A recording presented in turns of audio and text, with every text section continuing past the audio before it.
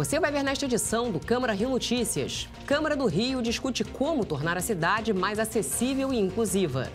Violência que atinge a juventude carioca é tema de audiência pública na Câmara de Vereadores. E os visitantes estrangeiros voltam a ocupar os principais pontos turísticos do Rio. Não saia daí, a gente volta já. Segunda-feira, 11 de outubro. A gente começa esta edição especial do Câmara Rio Notícias falando do desafio de tornar a cidade do Rio de Janeiro mais inclusiva e acessível para todos. As políticas públicas para melhorar a vida das pessoas com deficiência foram discutidas em uma audiência pública na Câmara do Rio. O encontro reuniu, além de vereadores, representantes da Prefeitura e da sociedade civil. Muitos buracos no caminho e calçadas irregulares. As rampas de acesso são poucas. Esses são apenas alguns dos desafios que as pessoas com algum tipo de deficiência enfrentam no seu dia a dia. Segundo o levantamento do IBGE, são mais de 17 milhões de pessoas em todo o Brasil, cerca de 8,4% da população. Tiago Mendes, de 21 anos, sofre de paralisia cerebral, o que dificulta a locomoção. Mesmo assim, ele venceu as dificuldades e é atleta paralímpico de futebol de 7 do Vasco da Gama. A deficiência nunca para mim foi um impeditivo. Lógico que a questão física às vezes atrapalha um pouco, mas nunca isso possa limitar sua vida, seus sonhos. A Câmara Municipal promoveu uma audiência pública para discutir políticas públicas para as pessoas com algum tipo de deficiência e encontrar caminhos para que a cidade do Rio se torne mais acessível para todos. Recentemente, a Câmara Municipal do Rio deu um passo adiante na questão com a inclusão de intérpretes da linguagem brasileira de sinais na transmissão das sessões legislativas. A gente sabe que os trabalhos são duros, são enormes, os desafios são muito grandes. Também foram discutidas iniciativas para a inclusão no mercado de trabalho. Nosso time de administração de vagas entra em contato com as empresas do Rio de Janeiro, colocando serviços de captação de vaga à disposição. E na outra ponta nós recrutamos e selecionamos trabalhadores com deficiência e encaminhamos para os processos seletivos. Representantes de associações também participaram da audiência. Estamos trabalhando também junto ao mercado de trabalho, levando as empresas a entender que a nossa deficiência é apenas física e o ambiente pode ser adaptado com muita tranquilidade. A vice-presidente da Casa Legislativa, a vereadora Tânia Bastos, que milita na causa da pessoa com autismo há 11 anos, lamentou a situação dos centros de atendimento para as pessoas com deficiência. Eu tenho certeza que o nosso secretário estará dando toda a cobertura. Quando eu apresentei a ele as necessidades dos CAPCIs, na mesma hora ele me disse o seguinte: vereadora, esse ano nós estamos arrumando a casa, mas eu acredito que para o final do ano, por mais ainda no início do ano que vem, nós teremos condições de fazer as reformas que os CAPCIs necessitam. A secretária municipal de Pessoa com Deficiência destacou que a Prefeitura dobrou o orçamento da pasta, que pretende ampliar o atendimento para 7 mil usuários até 2024. Nós vamos aumentá-los usando a rede histórica, uma rede fantástica que já existe aqui no município, de uma rede credenciada, quer dizer, outras organizações que também fazem o mesmo trabalho que a Secretaria faz. Então a gente vai aumentar dentro dos nossos próprios centros de referência, né? E vamos aumentar também usando essa rede histórica. Já o secretário de Esportes do município disse que a secretaria está retomando suas ações para o atendimento da pessoa com deficiência no esporte. A gente hoje já tem as Vilas Olímpicas funcionando, vamos ampliar nas Vilas Olímpicas.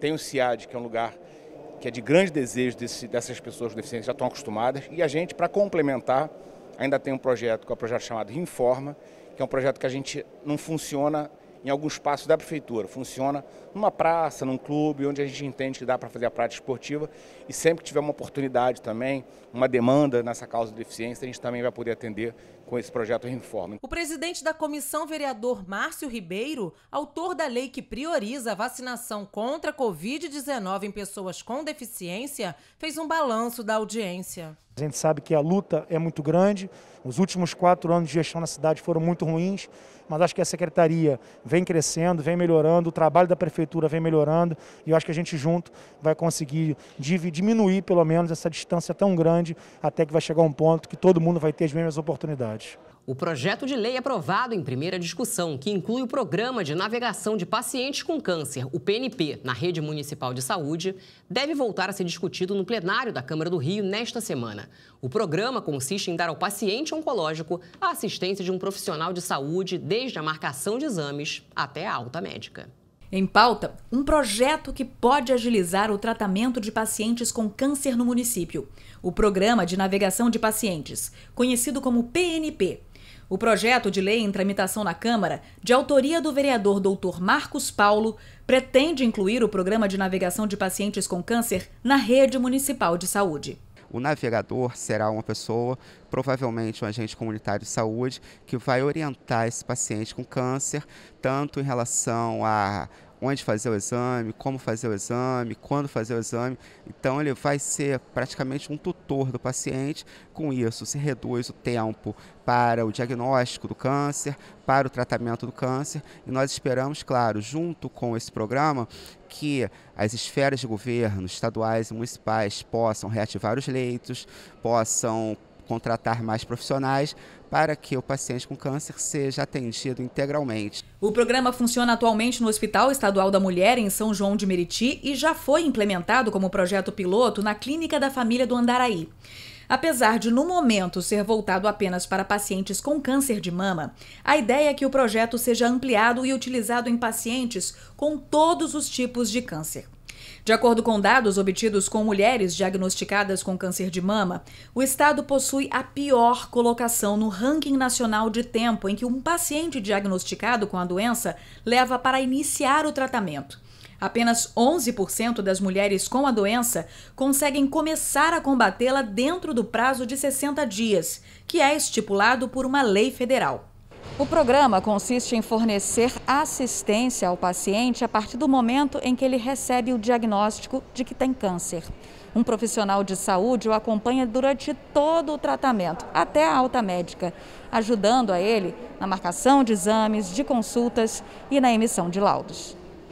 E no projeto a gente tem assistente social, tem psicólogo que nos acompanham, que foi muito importante para que a gente tenha uma estrutura de saber, porque como ele era muito grande, eu tinha que fazer químio, eu ia ter que fazer cirurgia, tirar toda a mama. Então a gente tem que ter porque é uma mutilação que a gente passa. Constantemente a gente recebe na Defensoria Pública pessoas que estão perdidas dentro da enormidade que é o Sistema Único de Saúde, né? Pacientes que precisam ir para a clínica da família para conseguir a referência para um encaminhamento para uma especialidade e depois para elas irem para o INCA ou para um outro hospital que tem um tratamento oncológico. E muitas vezes elas não sabem a quem recorrer. Em 2019, apenas 27% das pacientes atendidas pelo Hospital da Mulher iniciavam o tratamento dentro do prazo de 60 dias. Depois que o programa foi implementado, esse número saltou para 85% em 2020. Se eu tenho esses dados do mundo real, eu consigo fazer os ajustes necessários no tempo correto. Não adianta eu saber dos problemas muito depois do que eles passam. Então, eu identifico a barreira e tento eliminar as barreiras. Então, se é uma barreira de cunho, por exemplo, educacional, emocional, o navegador imediatamente consegue eliminar. E a gente fala agora sobre a violência que atinge a juventude brasileira. Dados da OAB do Rio de Janeiro revelaram que mais de 50% das vítimas de assassinato no Brasil em 2020 são jovens, sendo 76% pessoas pretas e pardas. Uma audiência pública na Câmara do Rio discutiu os números da violência contra a juventude carioca. A audiência pública realizada pela Comissão Especial da Juventude da Câmara Municipal do Rio discutiu a elaboração de políticas públicas relacionadas à segurança da juventude carioca. Nossos jovens a todo momento são confundidos ou são colocados como traficantes ou bandidos, ainda mais jovens como de periferia que não têm direito à cultura. A vereadora Thaís Ferreira, relatora da comissão e presidente da Comissão dos Direitos da Criança e do Adolescente, destacou que as ações devem começar desde cedo, na fase inicial da vida desses jovens. Nós temos aí uma pluralidade de atravessamentos das desigualdades, que são diversas, né? E que, infelizmente, vão atingindo de fato as nossas vidas desde a primeira infância. Entre os participantes, representantes da Defensoria do Executivo Municipal, da Ordem dos Advogados do Rio de Janeiro, de universidades e jovens participantes de movimentos sociais das periferias. Natália Figueiredo de Azevedo, subsecretária especial da Juventude Carioca, citou a necessidade de uma rede de proteção aos jovens. Todos nós temos que nos colocar como parte desse encaminhamento para a juventude. Então, não é só ter os projetos, as ações, mas ter esse ciclo completo para o jovem, né? Em comum, o pensamento de que a presença do poder público em áreas mais carentes pode mudar essa realidade, ressignificando a relação Estado-população. Segurança pública só nos interessa se for para garantir a segurança dos direitos. Uma política de segurança que viola direitos, que coloca direitos em situação de insegurança, não é uma política de segurança. De acordo com a OAB do Rio de Janeiro, o ano de 2021 vai bater recorde nos casos de morte por intervenção policial. 53,3% das vítimas de assassinato no Brasil em 2020 são jovens, sendo 76,2% pessoas pretas e pardas. Criar políticas públicas, seja no enfrentamento ao aliciamento desses jovens para o crime organizado, seja o tráfico, seja a milícia, e criar políticas públicas também que contribuam também na assistência das vítimas de violência. E você vai ver no próximo bloco. Visitantes estrangeiros ocupam os pontos turísticos do Rio, voltando a dividir o espaço com turistas nacionais e até moradores da cidade.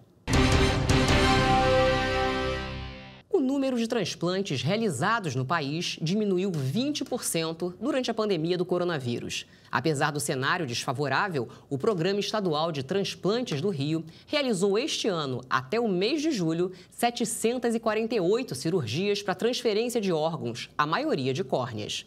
Hoje, o estado do Rio ocupa o 3º lugar no país em número de doadores. Um médico se tornar paciente e viver na própria pele o drama de pessoas que já ajudou a curar pode ser suficiente para uma mudança de perspectiva e de vida.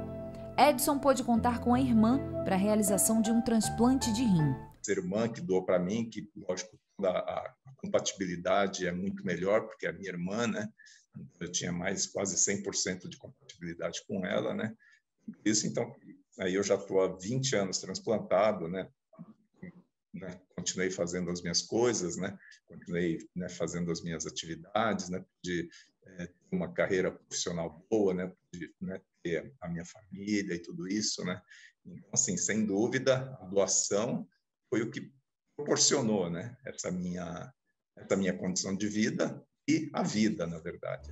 Há 2 tipos de doadores de órgãos. O primeiro é aquele que teve morte encefálica, ou seja, é a pessoa que perdeu as funções cerebrais, mas o sangue continua circulando. Assim, os demais órgãos permanecem vivos. Esse doador ele vai doar órgãos sólidos. O que são órgãos sólidos? É apenas uma denominação, mas é o coração, o pulmão, o fígado, o rim, o pâncreas, o intestino, ou seja, que são aqueles órgãos, vamos dizer assim, órgãos mais sistêmicos. O segundo tipo de doador é aquele que o coração parou. Nesse caso, o sangue não circula mais. Esse doador, ele pode ser muito importante para doar os tecidos, O que são tecidos que são doados? A córnea, que é certamente a maior demanda do Estado, a maior necessidade do Estado do Rio de Janeiro é por um transplante de córnea. E nós temos também transplantes de tecidos, outros tecidos. Tem que buscar a interagir com a sociedade em diversos temas que são relevantes, e a doação de órgãos acho que é fundamental você incentivar e simbolizar isso para a população, alertar de quanto é fundamental de que as pessoas possam fazer esse ato. O Brasil é o primeiro país do mundo em número de transplantes de órgãos feito pelo Sistema Público de Saúde. E o Estado do Rio vem, nos últimos anos, especializando profissionais e ampliando a capacidade de atendimento de suas unidades para melhorar a oferta de transplantes para a população. Somente no primeiro semestre de 2021, ocorreram 748 transplantes de órgãos no Rio de Janeiro. 364 córneas, 220 rins, 157 fígados e 14 corações. Com a pandemia, houve uma queda de 20% na atividade no estado do Rio de Janeiro. Em paralelo a isso, o Instituto Nacional de Cardiologia foi habilitado a realizar transplantes de pulmão, o que há 15 anos não acontecia no estado. São cirurgias de alta complexidade que duram em torno de 12, 13 horas, né? E então que envolvem um time muito grande e que tem que estar muito entrosado e qualificado. O investimento em projetos culturais voltados para o combate ao racismo e a preservação do patrimônio da área da cidade, conhecida como Pequena África, foi tema de discussão durante um debate promovido por uma frente parlamentar da Câmara do Rio. Um símbolo de resistência. A região ficou conhecida como Pequena África depois que o comércio de escravos se tornou ilegal no Brasil em 1831. A região acolheu pessoas de todo o país. Lá se ergueram casas, locais de convívio e centros religiosos. O lugar é um marco histórico da nossa cidade. A Câmara Municipal promoveu um debate público em ambiente virtual com o tema Cultura Negra nos Instrumentos Públicos de Gestão. A Frente Parlamentar em Defesa da Pequena África ouviu vereadores, representantes do Poder Executivo e da sociedade civil. Reivindicações como acesso à participação de editais, apoios a projetos e fomento à cultura negra foram alguns dos pontos debatidos. A minha observação sobre a história do fomento é sobre a demanda de CNPJs. Eu acho que nem todos os moradores da comunidade, a galera que de fato está precisando desse auxílio, a galera fazedora de cultura de periferia, nem todo mundo tem acesso e nem todo mundo sabe o que é um CNPJ. A gente percebe que as próprias políticas culturais, ao invés de compensar as diferenças de acesso, elas reforçam, né? As políticas públicas elas estão privilegiando os já privilegiados. O Plano Municipal de Cultura, que será votado na Câmara ainda esse ano, e outros instrumentos previstos em lei, como o Plano Plurianual, a Lei Orçamentária Anual e o Plano Diretor, também foram discutidos. E quando o Parlamento produz uma lei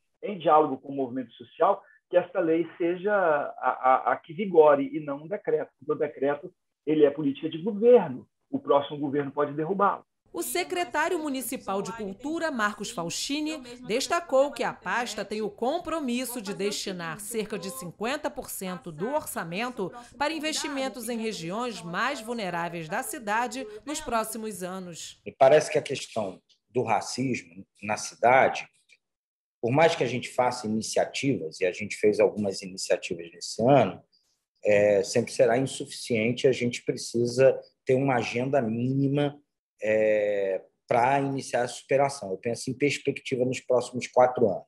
A vereadora Thaís Ferreira, presidente da Frente Parlamentar em Defesa da Pequena África, destacou que é fundamental debater o tema da desigualdade racial com a sociedade civil para encontrar soluções. Muitas são as demandas, não serão sanadas aqui.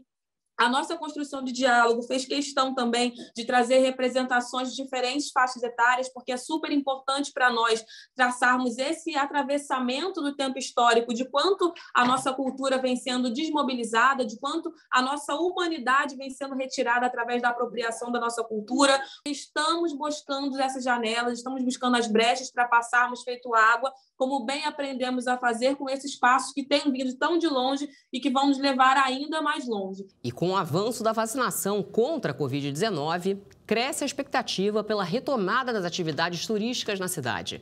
O setor foi um dos mais atingidos pela pandemia. Nos principais pontos turísticos do Rio, já é possível perceber que os visitantes estrangeiros voltaram a dividir o espaço com turistas nacionais e cariocas.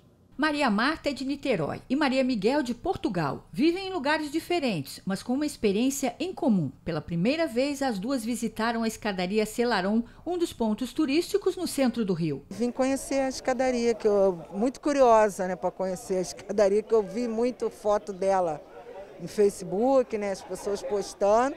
Aí eu tive a curiosidade e, enfim, vim conhecer, né? Acho que o Rio é maravilhoso.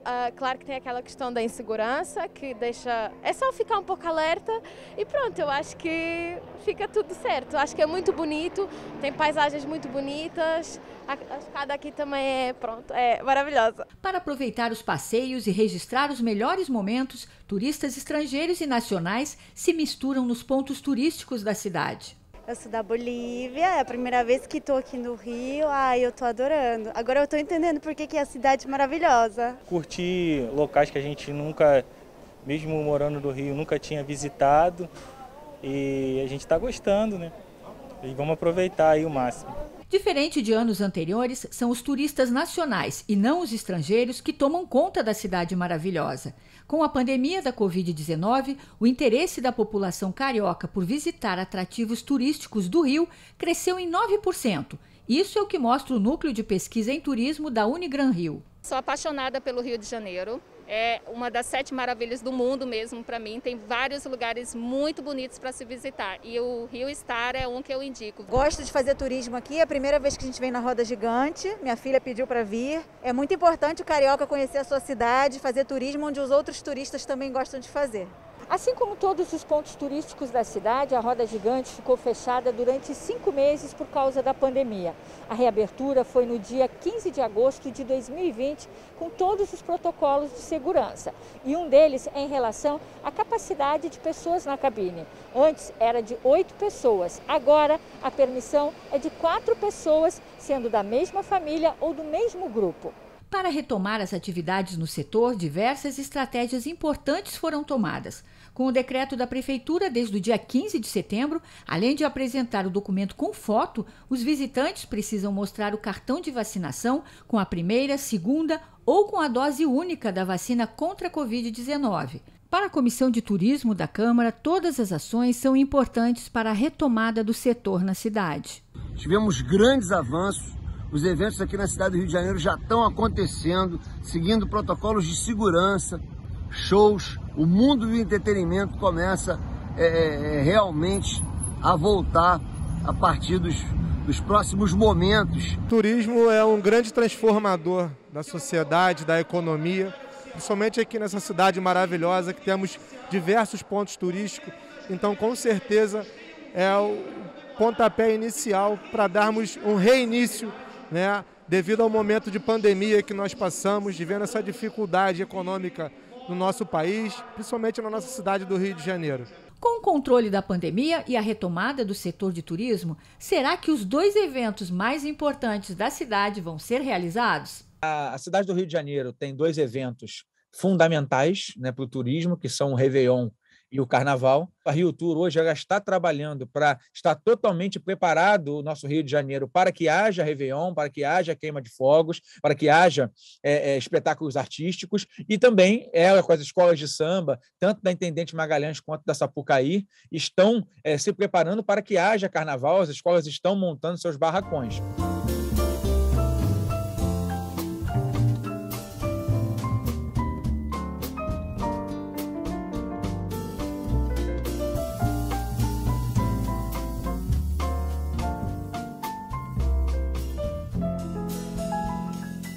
E o Câmara Rio Notícias de hoje fica por aqui. Acompanhe nossa programação em câmara.rio e também nas redes sociais. A seguir, você assiste ao programa Se Liga na Câmara. Obrigada pela companhia. Amanhã a gente se vê.